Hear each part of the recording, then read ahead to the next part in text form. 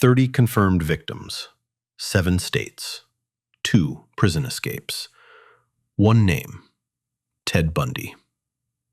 During the 1970s, he turned the American dream into a living nightmare. He didn't look like a monster. He was a law student, a political aide, and a charming neighbor. But behind the handsome face was a predator who used a fake broken arm and a fake smile to hunt. He sat in courtrooms wearing fine suits, treating his trials like a TV show while families mourned. He claimed he had his own reason. Today, we look at the cold, hard facts. You seem very comfortable today, Ted. You're smiling like you're at a party, not a prison. I've always been comfortable in the spotlight. People want to hear what I have to say. I'm an interesting person, wouldn't you agree? I think you're a man who killed at least 30 women. That's not interesting. That's a statistic of failure. You simplify things. I was a law student. I had a future. There was a pressure inside me, a dark force that most people are too scared to understand. Let's talk about that future. You didn't finish law school. You weren't a great student. You were a thief who stole lives because you couldn't build your own. I had the capacity for greatness. I worked for the governor's campaign. I was going places. The things I did, they were a separate part of me. There is no separate part. You used your pro skills, your charm, and your fake kindness to commit con acts. You pretended to be hurt to lure women to your car. Is that greatness? It was a strategy. It worked because people are naturally helpful. I just used the human condition to my advantage. You used their goodness as a weapon. You targeted women who saw a man in a cast and thought, he needs help. You didn't outsmart them. You just betrayed the basic rules of being a human. Bundy loved to play the intellectual. He wanted us to believe he was special. But his methods were just cheap tricks. You don't understand the thrill. It wasn't about the violence. It was about the possession, having total control over another person. Total control? You couldn't even control your own shoplifting habit. You were arrested for stealing a crowbar. That doesn't sound like a master criminal. Every great man has a small slip-up. The police in Utah were just lucky. They weren't lucky. You were messy. You left hair in your car. You left physical evidence. You think you were a ghost, but you were just a man leaving a trail of blood and trash. But I escaped. Twice. I jumped out of a courthouse window. I crawled through a hole in a jail ceiling. Can a messy man do that? You escaped because you were thin and the guards trusted you. And what did you do with that freedom? You went to Florida and attacked a sorority house. You weren't a genius escaping. You were a cornered animal biting everyone in sight. I was under incredible stress. The world was closing in on me. I had to express that energy somehow. Express energy? That's what you call murdering sleeping women? You talk like a poet, but you act like a coward. You didn't fight men. You didn't face anyone who could fight back. He hides behind big words to cover the smallness of his soul. To him, murder was just expressing energy. You're being very aggressive. You should respect the fact that I'm even talking to you. I could have stayed silent. You can't stay silent, Ted. You're addicted to the attention. You even tried to act as your own lawyer in court. You thought you were the smartest person in the room. I was confident and proud. I knew the law better than some of those prosecutors.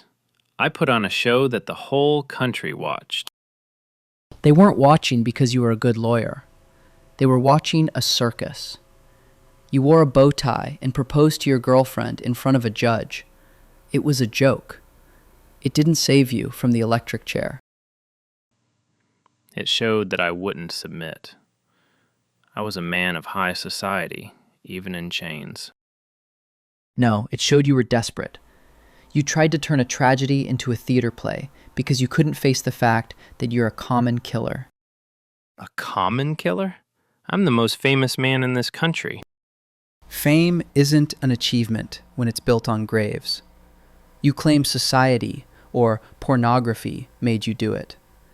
You tried to blame everything but yourself in your final interviews.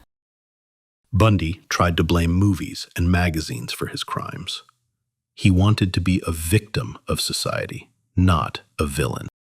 There is a malignant influence in our culture. It feeds the dark urges. I was just a product of my environment. Millions of people see the same things and don't kill. You made a choice. Every time you picked up a tire iron, you made a choice. Stop pretending you were a leaf in the wind. I had a void, a hunger. You don't know what it's like to feel empty and find the only thing that fills it is the act. The void wasn't special, Ted. It was just your ego. You thought you deserved everything. The best girls, the best clothes, the best life, without working for it. I did work. I was a high achiever. You were a liar. You lied about your family, you lied about your education, and you lied to the women you killed. Your whole life was a mask. Everyone wears a mask. I'm just better at making mine look real. The mask of sanity. It's what allowed him to walk among us. But masks always slip when the truth gets too close. Let's talk about the mask slipping. You talk about total control, but you were actually a very insecure man, weren't you? I have never been insecure. I am confident in every move I make. Really?